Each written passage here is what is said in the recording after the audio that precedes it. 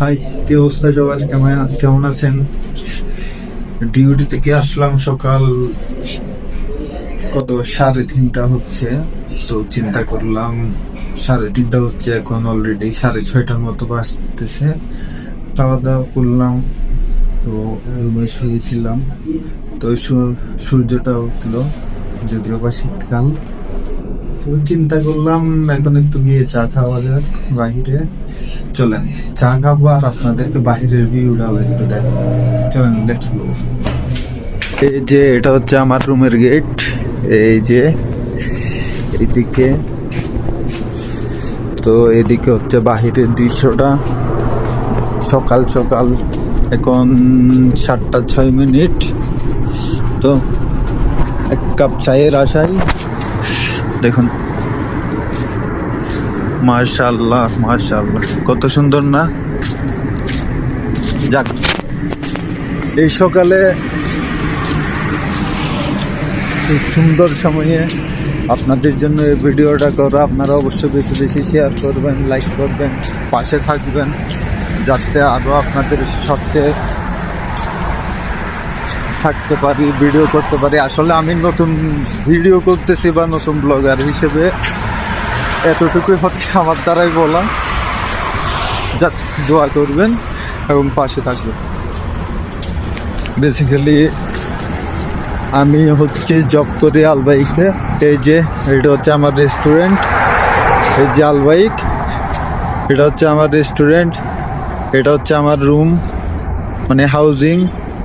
তো এখানে আশেপাশে হচ্ছে দোকানপাট, রাস্তাঘাট, ব্যাস।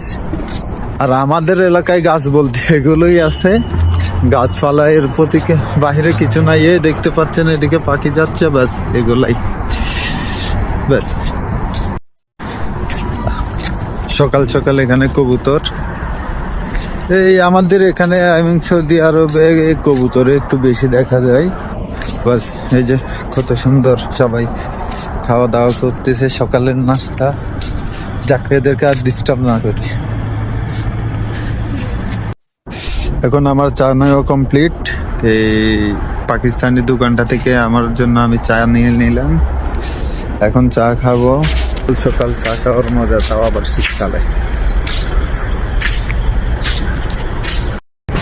দুঃখের কথা আর কি বলবো ভাই, সমুদ্র আর পাহাড়ের অভাবে রাস্তার পাশে বসে এই চাটা খেয়ে নিলাম। দেখাই আপনাদের, দেখতে পারছেন? এটা হচ্ছে ধরেন আমার সমুদ্র, হ্যাঁ। তারপর এইদিকে যে উঁচু জায়গাটা গেল না, এটা মনে করেন আমার পাহাড়।